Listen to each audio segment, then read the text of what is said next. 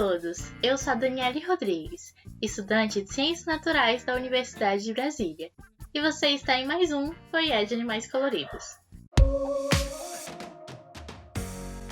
Já aviso, esse episódio não é recomendado para menores de 18 anos. Eu não sei vocês, Voyeur, mas eu sempre fui muito curiosa com relação à galera poligâmica. Tipo, por que o Mr. Catra tinha tanta esposa? Como assim em outras culturas tem homens com haréns ou até mulheres com haréns de homens? Tá, nessa última eu tenho sim um pouco de inveja, mas vou até lembrar que ninguém gosta de tanto macho por tanto tempo. Mas enfim, eu também me perguntava se tinha algum lugar que não tivesse relações fixas. Não tem a questão de tipo, nossa, a gente tá namorando, a gente tá se casando. Mas por incrível que pareça, eu nunca tinha questionado a monogamia. Acho que por ser brasileira e aqui a maioria das pessoas é monogâmica, e aí eu pensava, sei lá, é só normal, né? É o normal. Mas eu sempre gostei muito mais de animais do que de humanos. Por isso, você está no seguinte cenário. Você está no fundo do mar, em um lindo mergulho. Você vê um belo camaleão palhaço recifal. Ele está acompanhado de sua parceira e passam do seu lado. Deslumbrado com a cena, você segue em frente. Então você vê um cavalo marinho. Ele está carregando a desova da fêmea em uma bolsa selada. Pelo tamanho, você sabe. Ele está assim já tem 3 semanas. Você olha um pouco para o lado e percebe que a parceira dele está perto. Eles até se cumprimentam antes de se afastar. Você ficou encantado com a cena e resolve seguir. Por acaso, no meio do caminho, ele encontra outras fêmeas, mas simplesmente as ignoram e depois volta para sua parceira.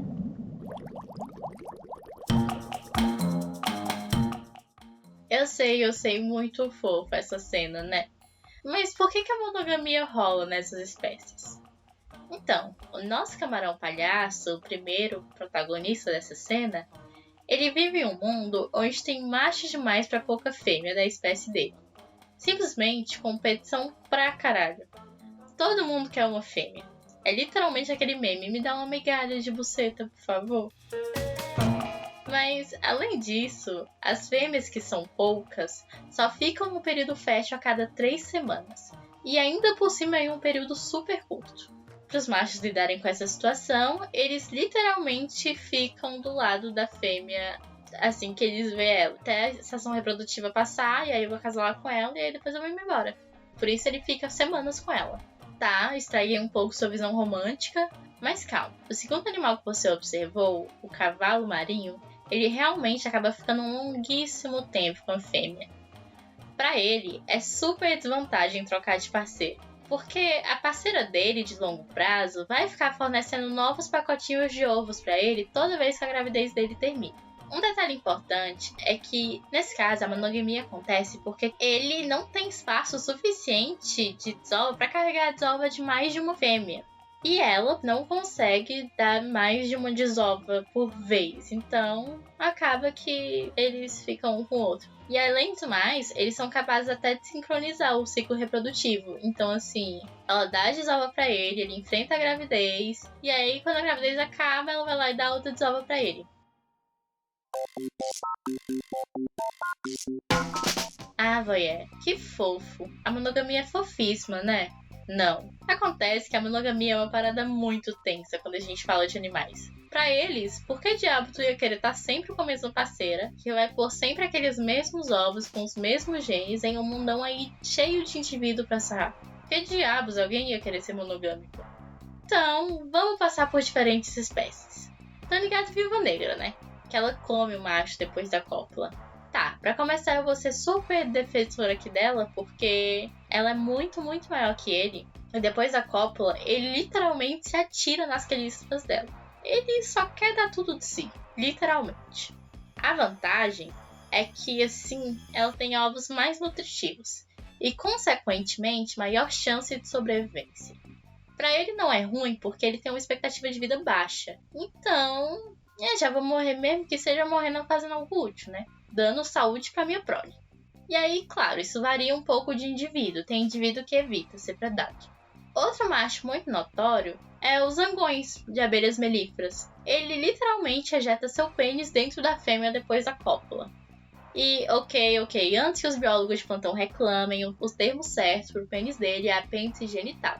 Mas eu vou continuar chamando de pênis aqui por fins didáticos. Enfim, ele simplesmente deixa o pênis dele ali e depois morre. A ideia dele é bloquear a entrada genital da fêmea, então nenhum outro macho vai conseguir fecundar. O plot twist dessa vem que recentemente a gente descobriu que rolou uma adaptação no pênis do macho, de forma que agora ele consegue tirar o pênis do parceiro anterior de dentro da fêmea. Morreu à toa, uma pena, né? Caso alguém queira saber, o nome dessa tática é guarda póstuma de parceira pelo macho.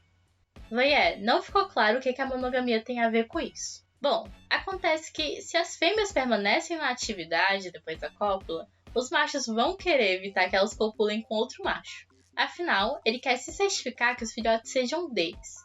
E aí acaba que é muito mais vantajoso para muitas espécies ser monogâmico e certificar que os filhotes são deles do que simplesmente sair se acasalando por aí. E aí, eles desenvolvem algumas estratégias para se certificar que o parceiro vai ser fiel. A primeira é a guarda do parceiro. É o papo aí do macho de camarão, ficar seguindo a fêmea por semanas até ela entrar na guarda reprodutiva.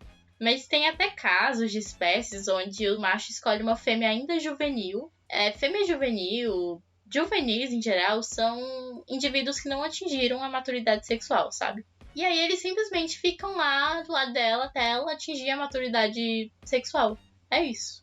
E ok, nessa altura tu deve estar achando que macho é horrível, né? Mas espera lá que também tem monogamia forçada pela fêmea. Tem fêmea que literalmente bate em outras fêmeas. É o caso do besouro coveiro. Caso elas cheguem perto do macho delas, é porrada na certa. É estranho porque isso me lembra muito humanos, mas ok. Mas essa fêmea, além de bater nas outras fêmeas, ela bate no macho também. Esse macho, ele tende a seguir num galho muito alto e liberar feromônio sexual para atrair as outras fêmeas. Se a parceira dele vê, ela sobe no galho na hora e faz questão de derrubar ele. Ok, parece horrível de todos os aspectos, mas e se eu te disser que isso costuma ser bem vantajoso para os dois? Acontece que na monogamia, eles podem defender território juntos, cuidar da prole juntos. Existe inclusive evidências de que uma das razões da monogamia é proteger filho contra infanticídio. Sabe em harém, quando tem a luta lá do macho dominante? Se esse macho dominante, por acaso, perde para algum rival, a primeira coisa que o rival faz ao pegar o harém é comer os filhotes.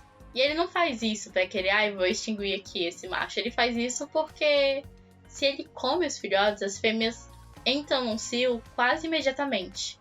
Então, eles fazem isso pra ter filhos dele. E eu sei, isso é complicado, mas em outro episódio eu explico isso um pouco melhor. O foco aqui continua na monogamia. Um dos maiores símbolos de monogamia são as aves, né? Todo mundo já ouviu falar que tal ave morre do lado do parceiro, que os machos cuidam dos filhotes, aquelas coisinhas capenguinhas desengonçadas, muito fofinhas. O problema é que é bem variável de espécie para espécie. Tem macho que olha pra parceira e fala, luta aí, amada. E aí, tem alguns que têm cuidado parental, outros não. E é claro que os que proporcionam cuidado parental têm mais proles e geralmente elas são melhorzinhas e sobrevivem melhor. O lance é que, na verdade, a maioria das aves é monogâmica social. Eu já falei isso em outro episódio, mas a monogamia social é aquela que, tipo, beleza, eu tenho aqui um parceiro físico, a gente tem uns filhos junto, a gente cuida aqui desse território aqui, mas eu tenho aí meus esquemas por aí, sabe como é, né? O famoso que ninguém sabe, ninguém separa. E aí, meu amigo, muitos machos acabam cuidando de filhotes que nem são deles. E mais, geralmente, isso é correlacionado com a poliandria, mas no episódio seguinte a gente chega nela. Um caso muito legal e que eu gosto muito é do arganaz do campo. Ele é um mamífero, parece com um rato, e ele não só costuma passar períodos reprodutivos inteiros com uma parceira, mas às vezes eles passam a vida toda. Por alguma razão, em outras espécies do mesmo gênero, eles são poligâmicos. É só o arganaz do campo que é monogâmico. E aí tem uma série de fatores que se combinam para rolar monogamia nessa espécie, que é social higiênica. A monogamia higiênica é aquela que, tipo, não, eu só realmente copulo com você, é nós, cuidado parental é nosso, é tudo nosso. Mas, vamos lá, por que isso acontece? Essa parte vai ter um pouco de fisiologia, mas eu vou facilitar ao máximo. Para começar, existe um receptor proteico que vai se ligar quimicamente a um hormônio chamado vasopressina. O nome desse receptor é V1A. Quando ele se liga à vasopressina, vai liberar um feedback positivo. Na verdade, vamos por partes. Quando o arganaz copula com a fêmea, esse hormônio é liberado, a vasopressina, e é levado pela região do páleo ventral do cérebro dele. Essa região vai ficar bem na base do cérebro, e é ela que provém a sensação de prazer, sabe? E essa sensação rola justamente por causa desse receptor, o V1A. Esse receptor, quando é estimulado, que vai dar a sensação de uma onda, sabe? Mais tarde, cientistas descobriram que o responsável por codificar esse receptor, o V1A, é um gene chamado AVPR1A. Tem um elemento muito específico nesse gene, no arganaz do campo, que não tem nos outros de espécies diferentes. Então, voyeur, você está no seguinte cenário. Você é um cientista. Você quer descobrir se é esse gene que faz o arganaz do campo ser monogâmico. Mais que isso, será que se você aumentar as cópias desse gene na espécie, ele vai ter ainda mais onda e formar um vínculo ainda mais forte com as fêmeas? Bom, cientistas de fato fizeram isso, usando um vírus. Sim, eles são muito importantes para a ciência e para nós. Apesar da gente estar com bastante raiva de um certo vírus aí. Mas esse outro eu deixo pro Atlas, sabe? O que importa aqui é que os cientistas tacaram cópias desse gene nos arganais e, de fato, a quantidade de receptores V1A aumentou muito. E aí, esses arganais ficaram muito mais monogâmicos. Eles chegavam a ficar com elas mesmo antes de copular, sabe? Mas não para por aí. Outros cientistas mostram que a monogamia dessa espécie ocorre porque machos no passado tinham um vínculo forte com as fêmeas. E aí deixaram mais descendentes do que os machos que eram vida louca, poligâmico e tal. Ainda tem uma outra explicação, que seria que muito antigamente, esse arganaz não era monogâmico. E aí, com vários acasalamentos, poliginia e tal, surgiu o primeiro arganaz monogâmico. E aí, com a reprodução dele, acabou que ele se adaptou para a monogamia. Na verdade, ainda sobre os genes lá do arganaz, os cientistas chegaram até a colocar esses genes nos machos que não eram monogâmicos. E aí eles realmente tenderam a ficar mais vinculados com as fêmeas. Mas esse exemplo do arganaz é muito bom para falar sobre as causas do comportamento animal, que podem ser proximais e gestais. As proximais seriam justamente as mais fisiológicas, essas que envolvem genes e várias outras coisas. Já as gestais são as mais evolutivas, mas isso é curiosidade para quem quer saber.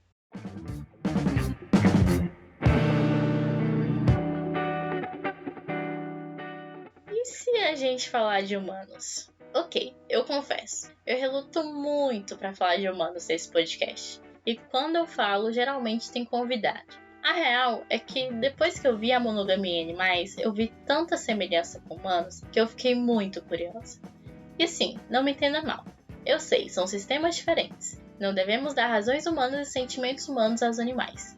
Mas, como foi no episódio de comportamento homossexual, muitas vezes, em muitas pesquisas, animais são usados como parâmetro de comportamento para humano. E aí eu fiquei naquela, que eu preciso saber mais dessa fita.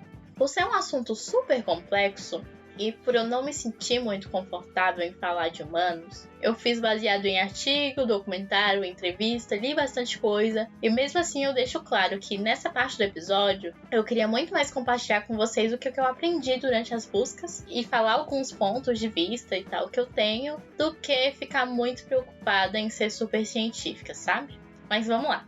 Dentre os artigos que eu li, tinha muita coisa de aparato cerebral e nananã. E aí eu olhei assim, só que eu vi que tinha muita informação desatualizada, muita informação que era muito mais influenciada pelo conceito do pesquisador do que é verdade fácil. Ainda mais que eram artigos muito antigos, eram artigos tipo assim, sabe, 70 e alguma coisa. E aí eu fiquei insegura de usar eles, mas eu achei um que falava de um cromossomo Y, que tinha um DNA lá, um alelo muito específico, que suportaria a hipótese que antigamente os humanos eram poligínicos e agora eles tendem a monogamia, sabe? É um artigo super complexo que, infelizmente, eu não consegui facilitar ele pra vocês. Na verdade, eu não consegui facilitar a fisiologia dele direito nem pra mim. Mas o que ele queria dizer era o seguinte, antigamente a gente tem evidência que os seres humanos eram sim poligínicos e agora eles tendem muito mais à monogamia. Achei interessante. Agora vamos pro documentário. Na verdade, o que eu vi foi aquele episódio explicando da Netflix sobre monogamia. Inclusive, recomendo, lá vai ter muito mais coisa aqui que eu não vou trazer pra cá. E é um episódio curtinho, uns 20 minutos, se não me engano. Então, assim, é de boa. Mas uma das coisas que mais me chama a atenção de primeira é que eles separam que, ok, amor é um sentimento. Monogamia é uma regra. E, cara, vivendo no Twitter, eu sei que as pessoas confundem muito isso. E pra mim, isso fica muito claro em posts do tipo, se você ama um, por que come o outro? Pra começar, que é uma belíssima relação tirada do meio da bunda. E não me entenda mal, eu realmente acho igualmente irritante quando alguém fala monogamia é uma merda, toda monogamia é abusiva e pipopó. De novo, com a relação tirada do meio da bunda da pessoa, né? Mas outra parte do documentário que me faz ter atenção é que eles falam que homens são inclinados a ter mais parceiras por causa da anisogamia. Vamos lá, o que é a anisogamia? A anisogamia é a diferença dos óvulos, por exemplo, dos gametas masculinos e femininos. O óvulo ele é grande, é energético, gasta muita energia e geralmente você produz um por estação reprodutiva, né? Já macho não, já macho, uma única ejaculada de um macho poderia fecundar um monte de mulher no planeta, não. Inclusive, para um macho ser considerado infértil, é ele não ter uma contagem ali de milhares e milhares de espermatozoides, né? Mas o documentário traz isso pra falar o seguinte, que basicamente, por causa disso, teria o estereótipo de, mulher super recatada e homem super putão e tal. E qual que é o problema disso? Pra começar, Darwin já dizia isso e tudo mais, mas quem meio que, abre aspas, provou isso foi o Bateman, com experimentos com drosófilas. Eu até cito esse experimento no episódio de seleção sexual. E assim, ele fez esse experimento e concluiu os 3 princípios de Bateman, que são: o primeiro, ele fala, os machos produzem mais descendentes que as fêmeas. Seriam isso justamente por causa dessa quantidade de gameta, né? O B seria, os machos apresentam maior número de parceiras sexuais. E aí, isso é porque ele observa nas drosófilas que, não, os machos sempre foram, e tal. E aí, depois ele fala, existe uma relação muito mais forte entre o sucesso reprodutivo e o sucesso no acasalamento entre machos do que entre as fêmeas. Isso aí, ele usa pra dizer, galera, seguinte, quanto mais o macho fode, mais prole ele tem. Ótimo pra ele. Já as fêmeas, elas só precisam transar com um único macho, pronto, e é isso. E esse discurso, ele me soa muito familiar. Na verdade, eu acho que ele soa familiar pra todo mundo, especialmente quando é mulher. E faria até muito sentido, né, olhando pra esse lado. Exceto que não. Na verdade, Bateman errou feio e errou muito rude na experimentação desse experimento, sabe? Ele errou, ele contabilizou coisa errada. Cara, tudo que ele podia fazer de errado, vou fazer. Inclusive, já replicaram esse experimento diversas vezes e viram que, na verdade, fêmeas têm muito, mas muito maior de parceiros sexuais que macho. E a espécie também que ele escolheu, que foi as drosófilas, ele só não contou que, assim, chega um ponto da vida das drosófilas que os gametos acabam. E quando eu digo acaba, é que, assim, o macho chega no ponto da vida que simplesmente não produz mais esperma. Por mais que ele queira, às vezes, sei lá, a estação reprodutiva tá aí e ele não vai. É um número limitado. E aí tem muitos estudos que mostram que ele tá errado, e mesmo assim, ainda hoje, ele é um dos mais citados. Quem me segue no Twitter sabe que eu morro de raiva disso. Não é que eu tenho raiva dele em si, é que eu tenho raiva de como as concepções, por mais erradas que fossem, por mais que, deu muita merda com esse experimento, ficou muito famoso, rolou muita extrapolação, e até hoje tem cientistas que usam ele, sabe? Inclusive, esse ano saiu na Animal Behavior um artigo contando essa história dele. Primeiro ele publicou isso, ninguém ligou, aí o Trivers publicou o nome dele, aí todo mundo coisou. E aí agora a galera tá se mancando, sabe? Mas assim, e ele também é um bom parâmetro pra ver como que o meio acaba influenciando, né? O cientista, que o contexto também influencia as coisas. Mas enfim, meu ponto pra falar tudo isso é, cara, cuidar da usar biologia pra tentar justificar seus preconceitos, sabe? E não ter uma parada super enviesada. No livro da Olivia Judson, Consultório Sexual da Doutora Tatiana, quando tu lê, tu vê que tem muito mais fêmea promíscua e não é à toa que a monogamia mesmo é rara. E assim, o promíscua foi no melhor sentido da palavra, tá? E é porque é extremamente vantajoso para fêmea ser promíscua por variabilidade genética, entre várias outras coisas que eu vou discutir no episódio de poligamia, tá? Mas enfim, o documentário ele também vai abordar que os humanos começam a ser monogâmicos na agricultura, porque vai começar os problemas de propriedade, e você não quer, né, que um estranho, putz, tem aqui um estranho nas minhas terras, sai daqui, maluco. Tipo, a galera então se casava pra ter mais gente pra trabalhar, sabe? Pra ter mais gente, que aí teria mais propriedade, teria mais bens. E também o casamento era usado como tratado de paz, aliança entre países.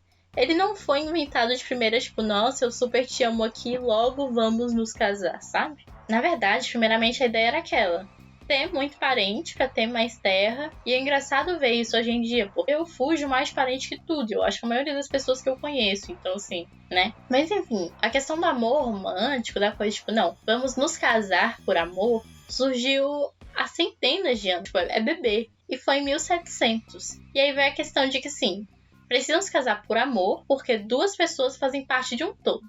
O homem seria o protetor, o agressivo, aquela coisa, e a mulher recatada, que vai cuidar dos filhos. E aí, mais cedo mesmo, eu falei de Bateman e tal, mas na real, pau no cu dele, na metade dos cientistas dessa época, inclusive Darwin, porque ele falava que mulher não tinha capacidade mental em ter, tipo, sabe, em relação aos homens. Na verdade, Darwin é um grandíssimo filho da puta quando se trata disso. Tem até um livro da Sarah Hard que vai contar. Véi, eu amo esse livro, é Mãe Natureza. Ela pega vários parâmetros, assim, biológicos, vários cientistas e várias merdas que esses cientistas foram fazendo e afirmando pra falar sobre maternidade, pra falar, o foco do livro é justamente sobre maternidade, sobre o papel da fêmea, sabe? Porque muito deles falavam, tipo, ser mãe é instintivo em todas as espécies, inclusive, tipo, não é. Mas isso aí é um outro episódio.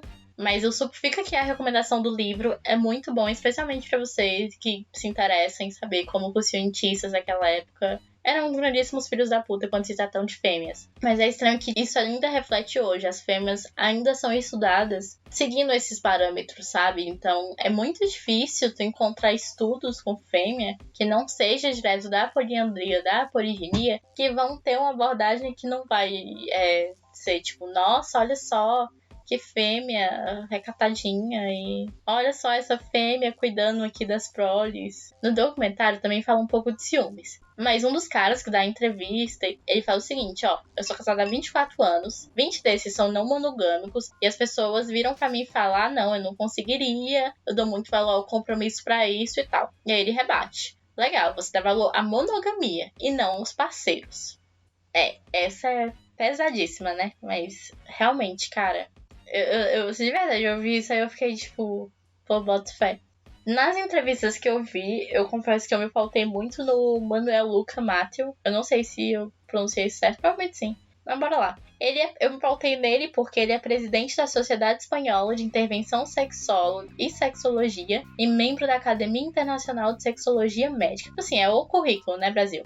Mas eu confesso que a primeira entrevista que eu vi dele era da BBC. E, cara, eu nem sei me expressar sobre as entrevistas, porque eu gostei muito do título. O título foi muito chamativo. Somos monogâmicos porque somos pobres, algo assim. Mas aí eu comecei a ler, aí ele falava umas paradas legais. Falar, não, eu estudei 66, era 66, se não me engano, sociedades e tal, com diferentes tipos de jeitos de se relacionar, né? E aí ele vai falando, tipo, tem sociedades que o que importa não é, tipo, o tamanho do pau, e sim o tamanho dos grandes lábios, sabe? Então, dos pequenos lábios, era dos pequenos lábios, isso.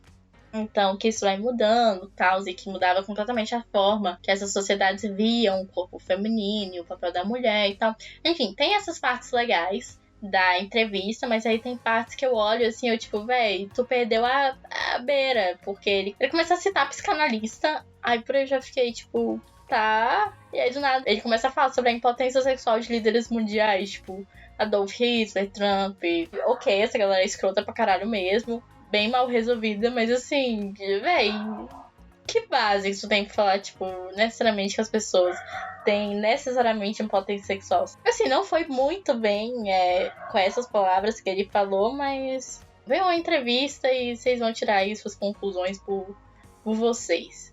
Mas o que eu gosto dessa entrevista em si é só que ele fala que sexualidade não é algo sujo. Tá, vou ler pra vocês o que eles falam, na verdade. A sexualidade não é algo sujo. A sujeira está nas mentes que foram contaminadas com uma sexofobia patológica e doente, cheia de medos e insatisfações. Precisamos, com urgência, do fomento de atitudes de equidade e igualdade, seja qual for a condição ou forma de viver a sua sexualidade. Só assim, relações sexuais deixarão de ser genitalizadas e falocráticas. Ok, mas, Dani, se você não gostou muito, assim, dessa entrevista, por que diabos tu colocou ela aqui? Porque ele deu outro esse ano, ele deu uma pra Veja, em janeiro desse ano, que aí ele até conserta o que a BBC publicou. Ele falou que não, cara, que não foi assim que ele falou, mas a gente vai chegar lá com calma. Antes eu queria dizer que, tipo, eu gosto muito dessa perspectiva que ele tem de olhar a sexualidade, porque, cara, eu ainda fico muito abismada como o sexo pra mulheres, especialmente, ainda é motivo de vergonha na nossa sociedade. Ainda é motivo, tipo, não gosto,